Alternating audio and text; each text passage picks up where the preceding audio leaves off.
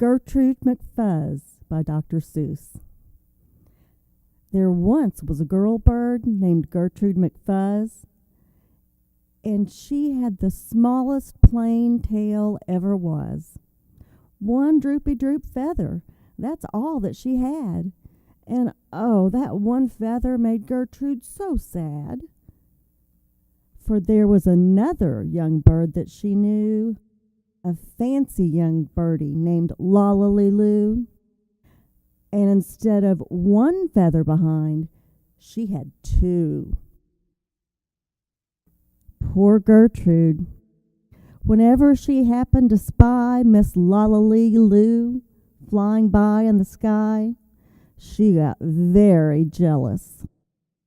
And she frowned, and she pouted. And then one day, she got awfully mad, and she shouted, "This just isn't fair. I have one. She has two. I must have a tail just like Lollaliloo." So she flew to her uncle, a doctor named Dake, whose office was high in a tree by a lake. And she cried, "Uncle Doctor, oh, please, do you know of some kind of a pill that will make my tail grow?" "Tut, tut," said the doctor. "Such talk! How absurd! Your tail is just right for your kind of a bird." Then Gertrude had tantrums. She raised such a din that finally her uncle, the doctor, gave in. And he told her just where she could find such a pill. On a pillberry vine on the top of the hill. "Oh, thank you," chirped Gertrude McFuzz, and she flew right straight to the hill where the pillberry grew.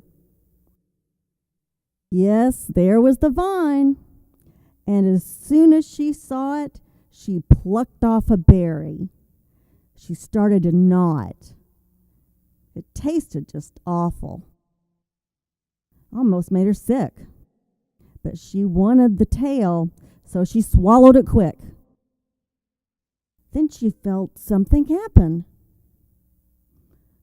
She felt a small twitch, as if she'd been tapped down behind by a switch. And Gertrude looked round, and she cheered. It was true. She had two feathers, just like Lollaliloo. Then she got an idea. "Now I know what I'll do. I'll grow a tail better than Lollaliloo. Those pills that grow feathers are working just fine." So she nibbled another one off of the vine. She felt a new twitch. And then Gertrude yelled, "Whee! Miss Lolla has only just two. I have three. When Lollaliloo sees this beautiful stuff, she'll fall right down dead, sure enough. I'll show her who's pretty. I certainly will. Why, I'll make my tail even prettier still." She snatched at the berries that grew on that vine. She gobbled down 4, 5, 6, 7, 8, 9. And she didn't stop eating, young Gertrude McFuzz, till she'd eaten 3 dozen. That's all that there was. Then the feathers popped out. With a zang, with a zing, they blossomed like flowers that bloom in the spring. All fit for a queen. What a sight to behold!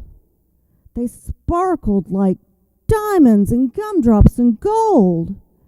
like silk, like spaghetti, like satin, like lace.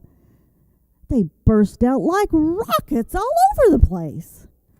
And they waved in the air and swished in the breeze. And some were as long as the branches of trees. And still they kept growing. They popped and they popped until long about sundown, when finally they stopped. And now, giggled Gertrude, the next thing I'll do is to fly right straight home and show Lala Lulu. And when Lala sees these, well, her face will get red and she'll let out a scream and she'll fall right down dead. Then she spread out her wings to take off from the ground. But with all of those feathers, she weighed 90 pounds. She yanked and she pulled and she let out a squawk. But that bird couldn't fly, couldn't run, couldn't walk. And all through the night, she was stuck on that hill. And Gertrude McFuzz might be stuck up there still if her good Uncle Dake hadn't heard the girl yelp. He rushed to the rescue and brought along help. To lift Gertrude up almost broke all their beaks. And to fly her back home, it took almost 2 weeks. And then it took almost another week more to pull out those feathers.